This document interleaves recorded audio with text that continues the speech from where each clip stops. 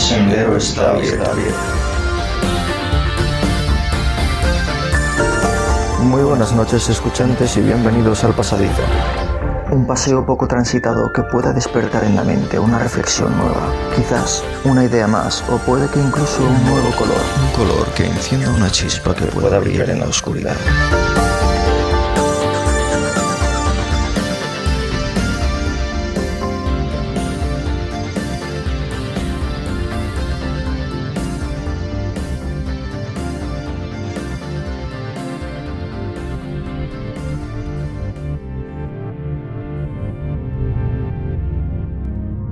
Vamos a comentar un poco las partes, digamos, centrales del artículo. Después de este resumen aparecen las keywords, o palabras clave. Cuando los investigadores vamos a hacer una búsqueda para nuestro artículo, normalmente buscamos en estas bases científicas y haríamos como se hace en Google. Pues pones que estás buscando, por ejemplo, inteligencia artificial. Claro, si pones ahora inteligencia artificial, pues te saldrán miles de revistas y claro, igual no acotas mucho. Pues estas palabras clave son las que tienes que indicar aquí. Es decir, los buscadores van a orientar tu artículo o lo van a grabar conforme a estas palabras clave, de tal forma que si no las escoges bien, tu artículo pudiera pasar desapercibido y que nadie lo acabe leyendo. A ver, también como ocurre con Google, pues los buscadores lo que hacen es, si tu artículo lo ha acabado buscando y se ve que se está leyendo, aunque sea por accidente, te van a acabar colocando en los primeros puestos. Pero bueno, también es habitual que los buscadores, y normalmente a nivel científico, lo que se haga es filtrar por las investigaciones más recientes. ¿Por qué? Por lo que vamos a comentar a continuación, entrando ya en el bloque central de lo que es el artículo. De los 5 puntos que estábamos hablando, repasamos introducción, material y métodos, resultados, discusión y conclusiones, dejando aparte la bibliografía, que sería un 6º punto, que es la parte final. Estos 5 puntos del bloque central, el punto 1 sería la introducción. Y para hacer la introducción hay que basarse en toda la bibliografía existente actualmente. Por eso necesitas hacer esta búsqueda. Y aparte de todos los papers que ya te conoces y que soportan muy bien lo que tú vas a decir, es imprescindible hacer una búsqueda bibliográfica lo más reciente posible. Muy importante, primero, para saber que tu artículo realmente es novedoso, que no hay alguien que ya ha publicado lo mismo que tú. Si ya ocurriera esa desdicha, lo que tienes que hacer es reorientarlo un poco en el sentido de ver qué fue lo que hiciste tú que no han hecho todavía. Y sobre todo la parte más importante de la introducción es justificar muy bien cómo es tu investigación, basado en lo que ya existe, pero también aprovechando para hacer una explicación como si el que va a leer el artículo no tuviera absolutamente ni idea. Normalmente no se trata de exponer ahí tus avances científicos más importantes y de por qué tu investigación es la mejor. Eso se puede poner en una línea al final de la introducción. Pero aquí lo clave es que el lector se introduzca en qué es lo que tú vas a contar y sobre todo que entienda muy bien las razones de por qué haces la investigación y que conozca cuál es toda la parte precedente. Con lo cual, si bien en las keywords, por ejemplo, no podemos decir nada de lo que tendrían que poner, digamos, obviamente que esté justificado que si están hablando del cambio climático, pues se hable de ello y no pongan algo que no tiene nada que ver solamente porque es lo que más se busca y les pueda servir para que localices más fácil el artículo, que esto ocurre algunas veces. Y en la introducción lo que se puede ver como revisor es si realmente está todo bien encajado, si está todo como bien resumido, con su cita correspondiente y en algunos casos con 3-4 citas. Aquí es importante citar cuanto más mejor. Hay algunos autores o algunos revisores que piensan que una introducción muy larga es mejor. En mi opinión, no necesariamente. A veces lo único que se hace es redundar en lo mismo y reexplicar cosas que casi lo que hacen es confundir más. De lo que se trata es de hacer una introducción, como su propia palabra indica, explicando cuáles son los antecedentes y por qué tu investigación encaja muy bien ahí, explicando si se quiere por qué no se ha revisado esto, qué hay de nuevo en tu investigación que apoye todo lo que vas a contar y sobre todo que el lector se quede, digamos, sorprendido o la forma de relatar la introducción sea como un cuento en el que tengas hasta casi ese desenlace final de, bueno, he contado todo lo que había hasta ahora y ahora os voy a contar por qué es importante mi investigación. Y ahí empieces lo que es realmente tu investigación. Y aquí pasamos a materiales y métodos. Si bien es cierto que materiales y métodos puede que no sea 100% tu investigación. Me explico. Materiales y métodos puede tener varios apartados en los que explicas cómo recogiste las muestras y demás. Pero en muchas ocasiones los materiales y métodos que vas a utilizar ya existen. Es decir, si tu investigación no se refiere expresamente a que has utilizado un método revolucionario o que has desarrollado una parte de un método que gracias a ti ahora va a ser mejor, si tu investigación no se centra en eso, que en ocasiones son la base del artículo, muchas de las veces va a ser repetir incluso de tus propias investigaciones anteriores. Aunque aquí sí es cierto que algunos revisores te obligan casi a volver a detallar lo mismo. Pero bueno, yo suelo dar por bueno cuando alguien escribe o expone que esta parte que está realizando ya lo hizo en otro artículo, o que está directamente utilizando un método que ya utilizó otra persona. Para mí también es muy importante, o quizás más que esto, cuál es la parte propia de la investigación, es decir, dónde recoge los datos, cómo los recogió. Por ejemplo, si está usando unos datos de climatología, pues a ver en qué estaciones climáticas, ¿no? Si estaban separadas, si había repeticiones en los datos. Muy importante. Los datos deben estar repetidos, porque si no, parece que pudiera haber errores, ¿no?, en la toma de datos. Sin embargo, es muy habitual que las investigaciones se hagan con los datos por triplicado. Y luego el número de datos. No es lo mismo si estás haciendo una investigación médica, no es lo mismo estudiar una vacuna, por ejemplo, para 10 usuarios. A ver, estoy exagerando porque aquí ya hay unos límites que están establecidos. Probablemente no se pueda hacer esto, pero lo comento un poco para que se entienda, ¿no? No es lo mismo hacer una investigación sobre 10 pacientes que sobre 10.000. Porque puede estar la investigación exactamente igual reproducida, pero claro, la diferencia o las conclusiones que se obtengan en una u otra, aunque sean las mismas, son totalmente diferentes. Porque si tú haces un muestreo de 10 personas, por ir al extremo, frente a 1.000.000, por ejemplo, pues claro, cae por su propio peso que las diferencias son abrumadoras. Incluso en el primer caso pudiéramos decir que fue hasta casualidad, ¿no?, que la estadística no funciona. Pues la estadística, aunque parezca una chorrada, sí que cobra mucho papel. Lo digo porque hay autores que critican mucho cuando haces un artículo en el que se abusa mucho de la estadística, como que se exprimen hasta la última gota los datos, ¿no? Como que hiciste una publicación sobre eso, pero ahora haces otra con los mismos datos, pero con otros planteamientos estadísticos. Pero eso es muy importante, porque según la estadística que utilices, y muchas veces no se sabe utilizar la estadística, y el revisor igual no conoce esa estadística concreta, o no se aplica bien, pues los resultados pueden no ser realmente reales. Por ejemplo, si realizas una correlación de Pearson, puedes decir, vale, esto está correlacionado, pero igual no es la prueba que podías realmente utilizar.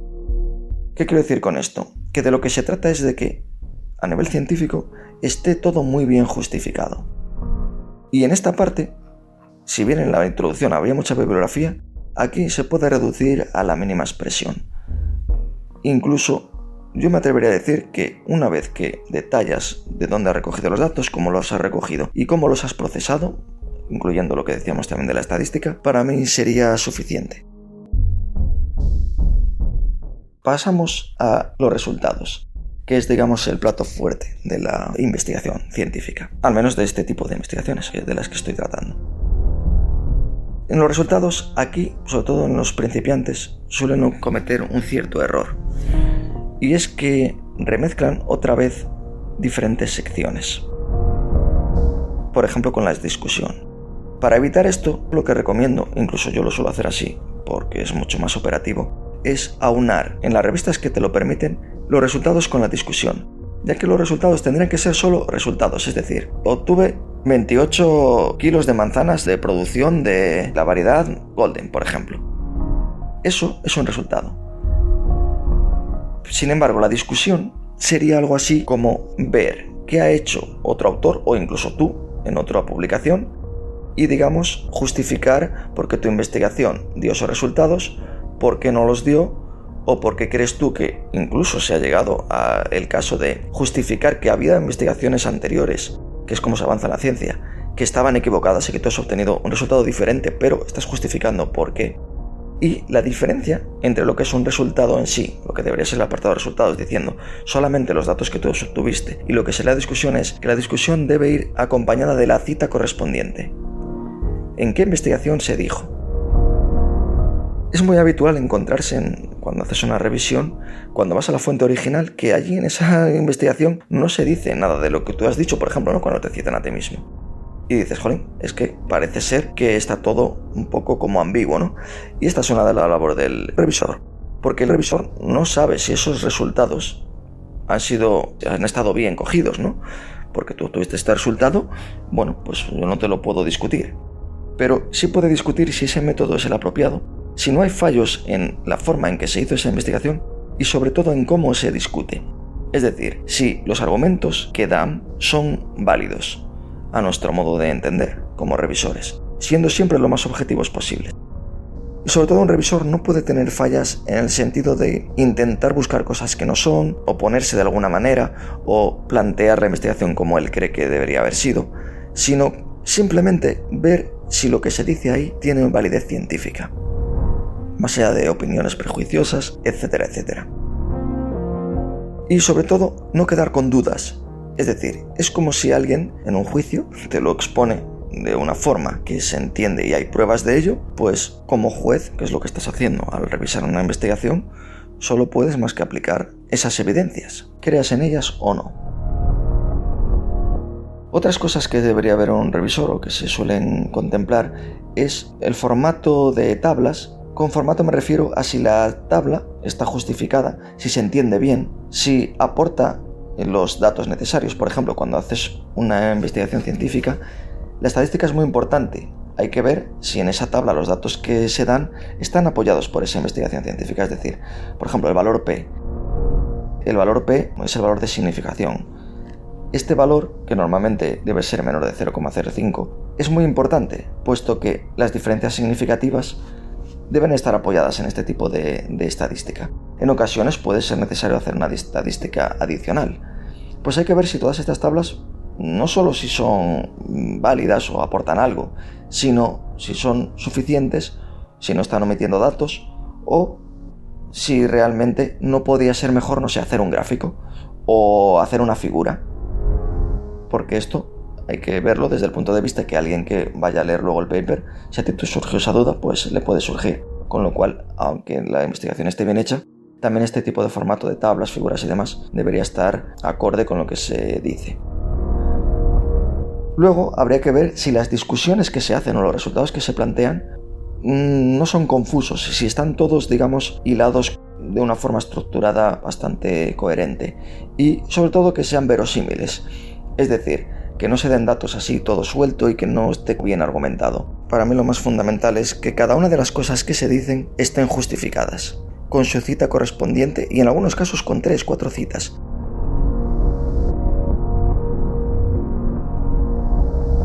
Y por último, una vez que quedamos conformes con que todo esto ha sido resuelto y hemos planteado nuestros requerimientos o nuestra aceptación directa, lo que se hace es fijarse muy bien en las conclusiones.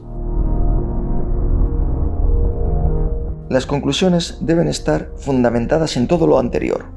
Es decir, no puede haber ni un atisbo de, no voy a decir engaño porque no se pretende engañar, pero a veces se hace sin intención.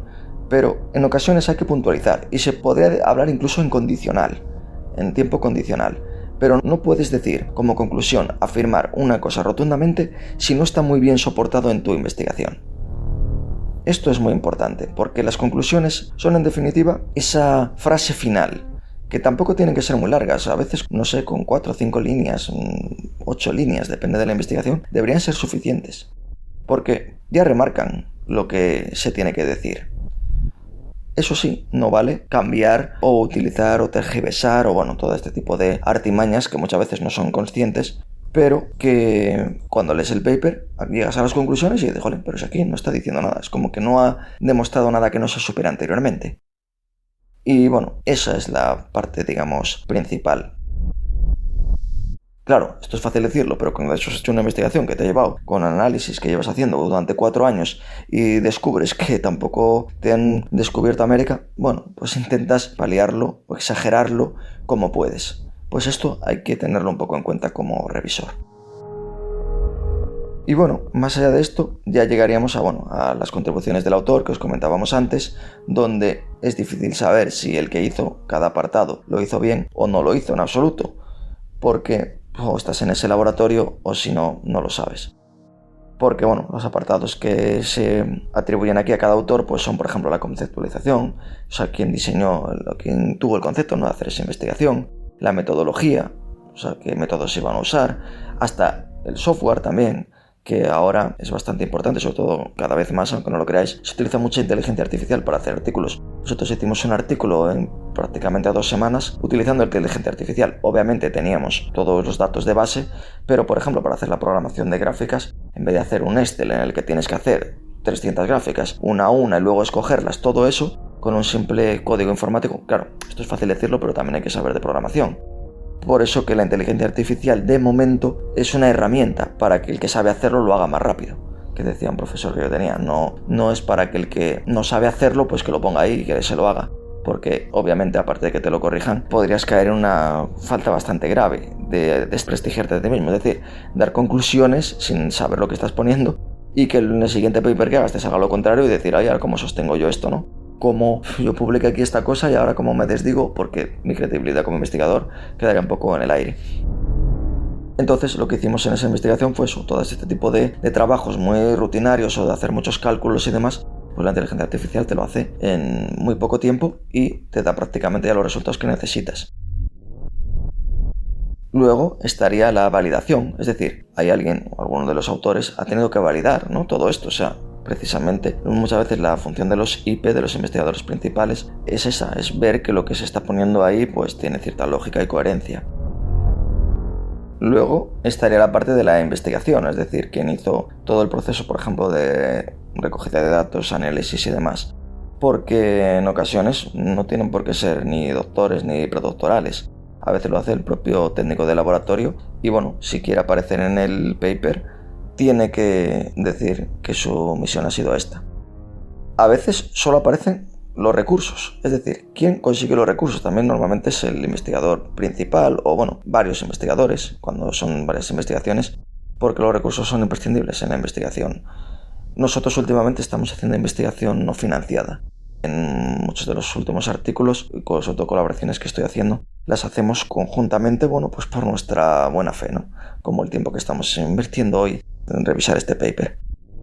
Luego también estaría el data curation, que es un poco como ese análisis de datos pero un poco más refinado, como esa limpieza de datos. En ocasiones tienes una cantidad de datos abrumadora que hay que seleccionar y hay que analizar.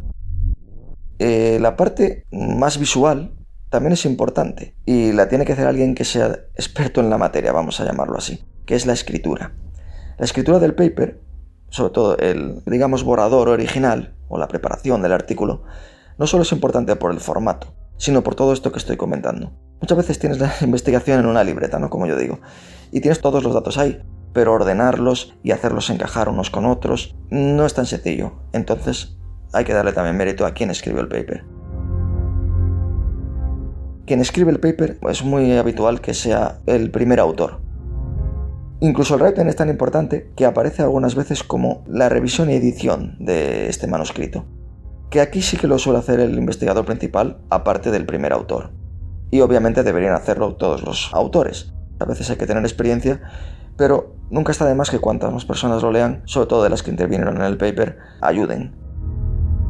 Como si solo es la visualización final, ¿no?, o la supervisión, porque de alguna manera te dan unas pistas de cómo se puede mejorar, o fallos que no viste, etcétera, etcétera. De hecho, bueno, la supervisión casi siempre la va a hacer el investigador principal. Y bueno, hay otros formatos como la adquisición de fondos y demás. Cada revista, no vamos a desvelar aquí todo lo que hay en una revista, pero bueno, esto es un ejemplo de las partes que hay y que suelo fijarme a ver quién hizo el paper. Aunque sea verdad o no, pero bueno, todos deberíamos de mirarlo porque si no, no te va a dar esa visión. En nuestro caso, últimamente aparecemos 2 o 3 personas en el artículo y es, bueno, básicamente porque estamos últimamente haciéndolo solo nosotros. Pero siempre que alguien aparece, intentamos ponerlo. Es bastante honesto, aunque solo sea algo de laboratorio. También a las revistas les suelen interesar los fondos. Es decir, no es lo mismo algo que lo financia, por ejemplo, el ministerio de un país o los fondos europeos, por ejemplo, en el caso de Europa, que cuando es una investigación que no ha tenido fondos de ningún tipo, como algunas de las que hemos hecho nosotros. ¿Por qué es importante esto? Porque claro, si los fondos son, por ejemplo, de una empresa, pues bueno, la relevancia de la investigación no quiere decir que sea mala, pero quiere decir que bueno, hay unos intereses ahí que se quieren hacer. O sea, una empresa no investiga algo si no quiere saber algo. En el episodio anterior vimos cómo había investigaciones sobre el cambio climático desde los años 70 que no se sacaron a la luz. Se habían hecho y no se sacaron porque no se querían sacar. Y si se sacan, pues es diciendo la parte que a ellos les interesa. Bueno, luego, otra parte importante de la investigación es la disponibilidad de los datos. Normalmente, los autores son reacios a publicar sus datos, porque claro, los pueden seguir exprimiendo y demás. Pero en ocasiones es conveniente porque, bueno, sí que puedes seguir, ayudando al conocimiento. Pero en la práctica, ¿qué ocurre? Que muchas veces se utilizan tus datos y no sales ahí en ningún sitio. ¿Dónde pudieras llegar a salir? Pues en otro apartado que hay al final que se llama agradecimientos. Y esto suele utilizarse pues para alguien que tiene un contrato predoctoral, o bien para alguien cuando se hacen estudios de campo para la gente que aunque fuera a rellenar una encuesta, la gente que colaboró, pues se suelen poner aquí, ¿no? Y bueno, siguiendo con los últimos puntos de los artículos, aunque ya no es una revisión que tal, pues el conflicto de interés que comentábamos al principio. Que los autores declaren o no conflicto de interés. Normalmente no va a haber ningún conflicto de interés, porque si lo hay no te lo van a poner. Y si no, no deberían de salir aquí. Pero bueno, es un apartado que prácticamente es como decir, vale, tú vas a firmar aquí, pues firma también esto, de que no tienes ningún conflicto de interés. Y por último llegamos al sexto apartado, que sería las referencias, o último bloque, porque todo esto que estábamos hablando de las contribuciones del autor, los fondos, los agradecimientos, bueno, son como partes que vienen ahí entre medias, que a veces no se rellenan siquiera en algunas revistas. Otra cosa importante a tener en cuenta pudiera ser la bibliografía. Para muchos trabajos la bibliografía es como, esa cosa que va ahí al final. Sin embargo, en las publicaciones científicas es prácticamente la base. Es decir, cuando tú dices, por ejemplo, sobre el cambio climático, la temperatura media ha aumentado 1 grado. No basta decir esto, hay que decir quién lo dijo y en qué contexto, y que esté muy acotado. Entonces la bibliografía es muy importante, hasta tal punto que los apartados en la bibliografía son, digamos, muy estrictos. Cada revista tiene una forma de codificarla. Tienen hasta su propio formato en cada revista. Normalmente aparece el apellido del autor, el orden de todos los autores va conforme a esta categoría que habíamos dicho. Después aparecería el título de la investigación, el año, que también es importante. No es lo mismo una investigación que se hizo hace 30 años que una investigación justo del año anterior. Después la revista o el código de la revista. Y luego sí que el formato donde podías encontrar, o sea, el lugar donde podías encontrar tu artículo en concreto, incluso el número de páginas. Por ejemplo, en el volumen 17, páginas 427 o 438, para que no te vuelvas loco buscando. Hoy día, con la informática y los buscadores actuales, pues bueno, esto no suele ser muy utilizable, pero sí que hay cierta bibliografía que todavía no, lo que decíamos, no está indexada y te puede ayudar. Porque lo ideal es que las revistas publiquen el de hoy, pero muchas veces ni siquiera lo publican. En algunas te lo facilitan con un enlace directo en el que tú pinchas en la bibliografía y te manda allí.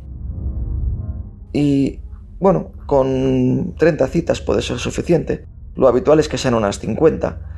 Pero bueno, no por tener más citas la investigación va a ser mejor, pero sí que es verdad que si tiene muy pocas citas, pues no estás argumentando, no estás justificando mucho. Y obviamente las citas, como decíamos, tienen que estar casi todas en discusión, digamos las importantes, para argumentar todo lo que estás contando. Y luego en la introducción. Pero tienen que ser citas con sustancia. Es decir, no valen citas de relleno. Y bueno, veo que ya llevamos aquí unos cuantos minutos, no me voy a enrollar más. Pero bueno, ya que estábamos gastando el tiempo en esto, pues dijimos, bueno, quizás alguien que no sepa cómo se hace un artículo o alguien que esté empezando en esto, pues le pueda ayudar. Y con todo esto también queríamos dar este agradecimiento a lo que son los revisores, porque es una función que no está muy valorada, casi nadie sabe que existe. Pero todo el avance científico, desde medicinas hasta los avances en la tecnología, pasan siempre por la investigación y por los revisores. De tal forma que un revisor que no se tome su tiempo, que lo haga todo y lo dé todo de paso, pues tampoco está ayudando mucho, porque de lo que se trata es de filtrar y, en mayor medida, en mi opinión, las revisiones están para, si no está bien, pues desecharla. Pero normalmente esas son las menos, porque alguien que sabe que su investigación es mala no lo suele mandar a ver si cuela. Eso se hace en las revistas muy grandes, como diciendo, no sé si me admitirán, pero voy a intentarlo. Pero al final en las revistas medias, que es donde trabajamos la mayoría, sobre todo las Q1, Q2, son las que tienen más prestigio, lo que se hace o lo que se intenta como revisor es mejorar esa investigación y hacer que tu publicación, pues, revisarla como te gustaría que la revisaran a ti. No para fastidiar, que es verdad que siempre cuando nos mandan la revisión y hay que volver a rehacer todo el paper, pues te fastidia, pero cuando lo ves terminado dices, pues mira, aprendí todo esto que no sabía porque me lo pedían aquí en este tipo de gráficos que me mandaron a hacer, y bueno, pues siempre es esa parte, es mejorar o justificar. Y luego, bueno, sí que es verdad como anécdota que hay algunos que lo hacen por fastidiar, porque no les gusta, pero eso es una cosa personal, no es una cosa de que tu investigación esté mal. Y también está la parte en la que tu revisión tiene que ser un poco honesta, es decir, no puedes pedir que te citen, ¿no? De la misma manera que un investigador no debe de citarse mucho, autocitarse, porque como eso es lo que da el valor, lo que te aumenta los índices de calidad de tu expediente, digamos, como investigador, en las plataformas de búsqueda o bueno, en los diferentes baremos que existen. Pues aquí tampoco puedes decir que te citen. Puedes sugerir alguna cita cuando sabes que hay una investigación muy buena que, o incluso aunque sea un colega tuyo, si ves que va a mejorar el paper y realmente es porque la han omitido y dices, ¿cómo puede ser posible que esta investigación no la hayan leído? Pero bueno, normalmente no se suele hacer. A pesar de que, esto es importante y no lo había dicho, cuando corrigen tu revisión, cuando todas las cosas que tú dices, que tiene que ser una corrección de punto por punto, es decir, cada uno de los aspectos que tú dices no vale omitirlo o decir que no. A pesar de ello, es importante saber que no te conocen, es decir, no saben quién está revisando el paper. Quizás esté revisando un paper de otro autor que ya conoces, siempre y cuando no sea colega o que no tengas una relación o un conflicto de interés con ellos. Pero, incluso aunque tengas una rivalidad, que a veces existe, el revisor no es revelado, como mucho hasta el final. Y bueno, a veces haces tu labor como revisor y demás, pero luego el editor decide que tiene muchos fallos y después de haber estado aquí 3, 4, 5 horas aquí corrigiendo o intentando mejorar el paper, dicen que no vale, que no lo van a aceptar. Y otras veces lo que ocurre es que los propios autores pues desisten y pues no lo mejoran suficientemente y bueno, pues puedes optar de si lo tienen que volver a corregir o directamente dices, vale, sigue sin estar válido. Pero bueno, lo habitual es que una vez que tú lo has revisado, te traten bastante bien en ese sentido, como si supieran que eres el examinador, que te tienen que tener contento, vamos a llamarlo así, respondiendo bien y que no te quedes con dudas. Y el objetivo final es que el paper queda bastante bien mejorado, porque igual que tú hiciste la revisión, la hacen otros dos o tres revisores, y a veces piden la misma cosa, otras veces piden otras, y el editor también puede pedir otras cosas. Y por último estaría la fase ya antes de publicar, cuando te aceptan la investigación, si el inglés está bien. Obviamente nosotros no somos quien, a no ser bilingües ni ser nativos, yo suelo poner que no procede que yo corrija el inglés. Pero el editor sí te puede decir que tienes que corregirlo. Y a veces te ofrecen un servicio que normalmente son de pago. O bien te dicen, pues o lo mandas a alguien con un certificado que diga que han revisado el inglés o no te lo publico. Pero bueno, en definitiva, si lo mejoras un poco, conoces a algún colega que, aunque no sea nativo, igual lleva muchos años utilizando el idioma en otros países, y te echa un cable, y lo que haces con ello es casi forzarles o obligarles a que te lo acaben aprobando. No porque lo aprueben de cualquier manera, sino que ellos, cuando son 4 o 5 palabras, 4 términos, lo parafrasean o te lo mejoran ellos un poco. Y estas buenas revistas, ya con lo que te cobran, pues eso. Pero bueno, si cuelan te intentan meter ese servicio. Pero si ven que lo corregiste en su mayoría, intentan hacerlo ellos y te lo acaban publicando porque claro, les supone también más coste. Si no, volver a revisar otro paper que publicar el tuyo que ya está terminado y simplemente por algunos detalles que tengan en inglés. Aunque yo sí que es cierto que me pongo en el lugar de, a ver, si viera algún texto en castellano que estuviera con deficiencias, que aunque esté bien el inglés, pues no se habla así normalmente, pues sí que intentaría forzar a que me lo corrigieran porque querría dar una buena impresión en la revista. Y bueno, espero que hayáis tenido una buena impresión de esto. Me he liado bastante porque no sé explicarme mejor. Además, esto ha sido hecho un poco todo del tirón a medida que iba viendo el paper. Y es un poco lo que se me va ocurriendo sobre la marcha. sobre la marcha. Nos vemos en el siguiente. Pasad buena semana y gracias por estar ahí.